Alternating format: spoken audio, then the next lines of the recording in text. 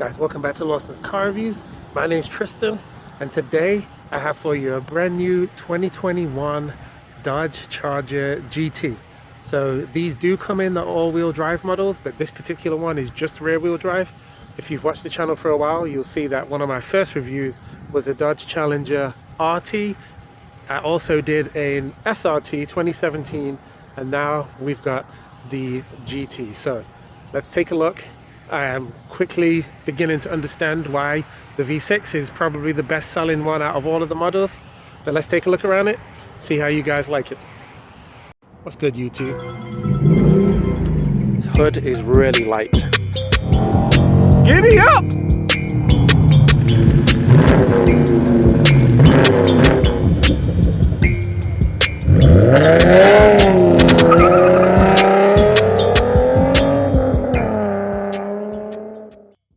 If you haven't already, be sure to subscribe to the channel and make sure that you hit the notification bell so that you can be alerted of any new uploads that I do, and hit the like because it helps the channel to grow. On with the video. So starting off at the front, the GT model does give you the same look that the RT gets, which means you get the same front fascia as the RT, but you also get the awesome hood scoop, which is functional. This particular package gets the fog lights, and it also gets the blacked out accents, so you get the blacked out Dodge badge.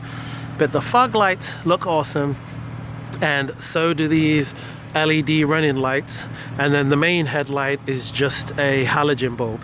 But I know there's a lot of controversy with people leaving these banana peel protectors on, but I happen to like them. It gives the car a good contrast between it just being all black. It looks good without them, but it also looks good with them, so it's not that big of a deal to me. But going down the side of the car, you do get these awesome like gunmetal gray black looking wheels. Tires are 245/45, and it's on a 20-inch rim, so you do get an excellent size rim. Comes with these Goodyear Eagles, which is a good all-season tire in my opinion. And then one of the iconic things about these cars is how the body line goes all the way, and it kind of makes a D shape or C shape depending on which side of the car you're looking at. But it just gives the car an overall really awesome aggressive look. Now I'm loving these rear tail lights. It's one of my favorite things about these Chargers, and one of the main things that Dodge does, which I think is excellent, is you can't tell what model of Charger you're really looking at unless you've got a trained eye. So they all kind of look the same. And these ones, if you notice, it has a smaller tailpipe than what it does on the V8 models. Now, press and hold this, or you press it twice, and it will open up the trunk automatically. And this car actually has a 16.5 cubic feet trunk, which is pretty large. It's one of the biggest in the segment. You get a full-size spare, and then the battery is in the back for weight distribution. This car is around 4,000 pounds, and if you look, since this is a brand new one, you get the metal pedals that come in the box too, so you can swap it out with the ones what's already in there. The car does come with remote start. As you can see, you got the remote start button on the key fob. It's just the standard Dodge key fob, so nothing special, but it's not bad. Love the look of this car. I like it in this black. Dodge always does a good job with their colors. And if you look, this is the seat in my seating position. It's very tight for me to get behind myself.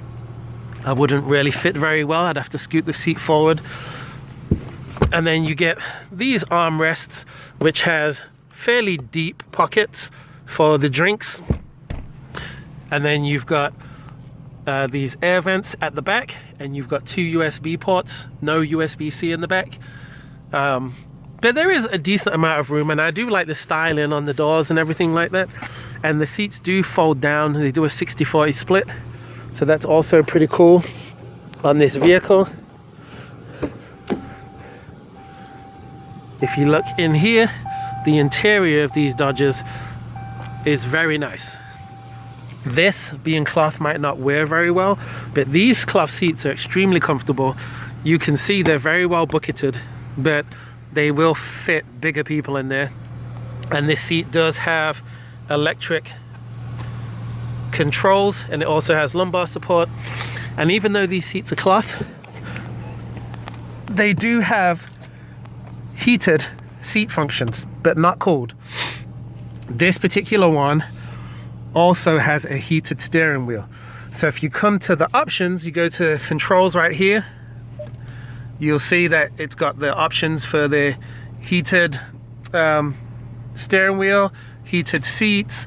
There's all of the kinds of options. The stereo system that comes in these Dodges is absolutely awesome. I love it. I cannot complain about this whatsoever. And this one is the more practical version of the Challenger that you saw me review a couple of weeks back. It's also got a very nice sized glove compartment with all of the Dodge goodies in it, the manuals and all of that. And this is just a really nice car. You can option it all the way up. I mean, this one is brand new. It's only got a few miles on it, 329 miles, if you can see that. And you know, you can option in sunroofs and all kinds of stuff, but this car looks very nice. You do have a very deep pocket here, which also has 2 USBs and an auxiliary port. So there's plenty of room there. And then you can slide this back. You've got 2 more cup holders. You've got this, which is pretty cool. You can put your key fob there. It says Dodge Brothers, designed in Detroit. And then you've got a very nice shifter, which is an 8-speed automatic. You can put it in gear and flip it over, and then there's a manual mode. And on the screen here, when you're in manual mode, see, it shows you what gear you're in. So that's first gear, second gear, so on and so forth. And you do get these little itty bitty paddle shifters on the steering wheel, which are pretty cool. And the steering wheel and the seats get extremely hot, which I'm glad about, because in Missouri it's raining right now, and not raining, it's actually snowing. By the way, as I've said in other reviews, look how far the door opens. It opens so wide, I've got to lean way out and grab here to pull it back in because it opens so wide, which is a great feature. And I love the gauges. You've got this awesome digital gauge, but then you've also got the analog gauges, so it gives you the best of both worlds. This stuff is kind of cheap, and that does look kind of cheap, and you can see it's kind of discolored by the way that they've tried to clean it, but it actually still looks and feels really good in this car. And I don't really see any reason why Dodge should change what they're doing as far as the design. They should just make little tweaks, because the car still is holding up very well. You've got the sunglasses holder, and this does automatically dim as well at nighttime. And then on top of that, you've got sport mode, which changes the driving parameters, steering, engine and transmission response. But then you also can put it in super track pack mode, and you can manually set up all these different modes. It's even got launch control, and you can change the RPMs that you launch at. So this car is truly amazing. This particular one is $36,000, but as I said, you can option it to be, you know, well into the 40s even for the GTs. Let's take a look under the hood, and then we'll take this thing for a spin. So powering this V6 is the tried and true Pentastar V6 engine. It's 3.6 liters, as you can see. This particular car makes 300 horsepower and 264 foot-pounds of torque, so very similar to the Chrysler 300's power numbers. As I said, you can get this in an all-wheel drive option.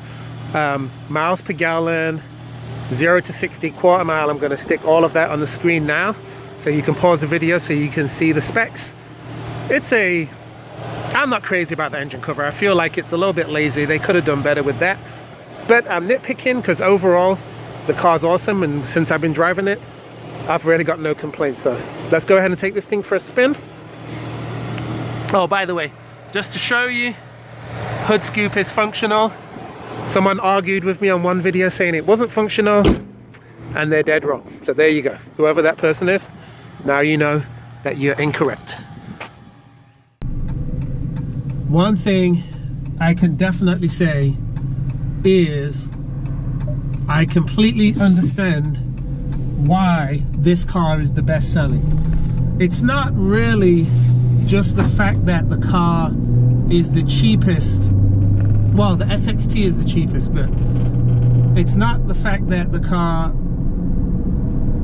is, you know, the V6 and that it's the only one that people can afford. The main reason is because this car, it's actually a decent car with the V6 engine. I know nowadays, because we've been spoiled by horsepower, that 300 horsepower doesn't sound like it's very fast, but when you get on it, like right now, it actually gets up and goes. And it's not because I'm not used to driving fast cars. As you look at my previous video, which I'll put in the link in the description, I've driven the SRT. So I've driven the 485 horsepower 2.2 litre V8. This obviously is not as fast as that, but it's sufficient and it makes a good sound out the back. When you rev the car up from a standstill, it does have a soft limiter on it, so it doesn't rev very high and it doesn't sound that good like the V8s do. But when you're actually just cruising and then you decide to hit the throttle, it makes a good noise. It makes a decent sound. It's not bad at all. Also, if you flip this over and you start shifting with the paddles, the transmission is very responsive. If I compare this transmission to the transmission in my RS Camaro, this transmission is so much more responsive. It drops down gear way faster, and it doesn't matter if you're shifting with the floor mount shifter or if you're using these itty bitty paddles. I do have a complaint that these paddles are too small and they don't feel the best. They feel kind of plasticky, but overall that's not a big deal. Most people are just going to drive this in automatic mode anyway. But the ride is very smooth. There's not a lot of road noise.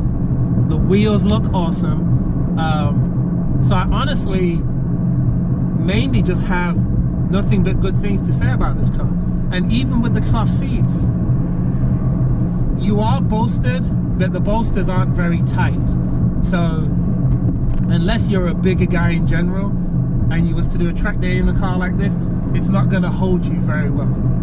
So keep that as a consideration. So if you're expecting the seats to be super bolstered, they are not. They're bolstered for chubby people. And I know I've said that before in my Dodge Challenger review. Guys, do me a favor. Don't forget to like the video, leave a comment, subscribe to the channel and share it, because it helps me be able to bring you more car reviews. What I will say, if I compare the Impala to this car, is the Impala's interior does feel more luxurious. The way that it's laid out, the touch and the feels of the materials, the Impala did feel a lot nicer in that way, but that doesn't mean that this isn't nice on the inside. I love the layout and the simplicity of Dodge's vehicles at this moment. The stereo system is very good, even on the base chargers. And like I said, the speed that this car can get up to fairly fast, it's really decent. I mean, 0 to 60 is 6.3 to 6.5 seconds, so it's very similar to the Impala, and its quarter mile, I believe, is around 14.7, 14.8. I'll put all of that in the description too. But it's a very nice driving car. If you're thinking about a practical car that you can carry your family around in, but still sporty and still looks good, this is one of the ones to get. And if I do compare it to the Audi A6, the 2-liter turbo that I drove a few weeks ago, I like this car and I like the Impala a lot more than the Audi, and both of them are going to be cheaper than buying an A6.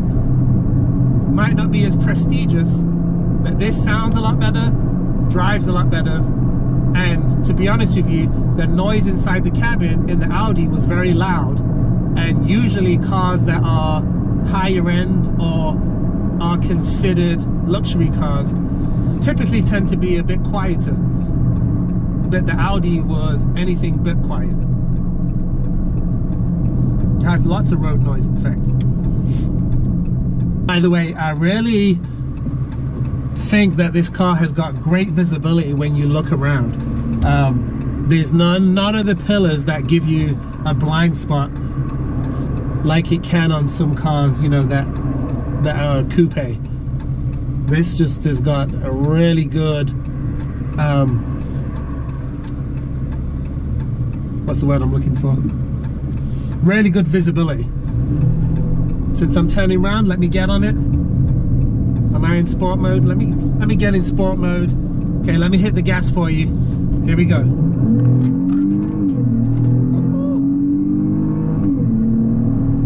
It sounds good, guys. It sounds good.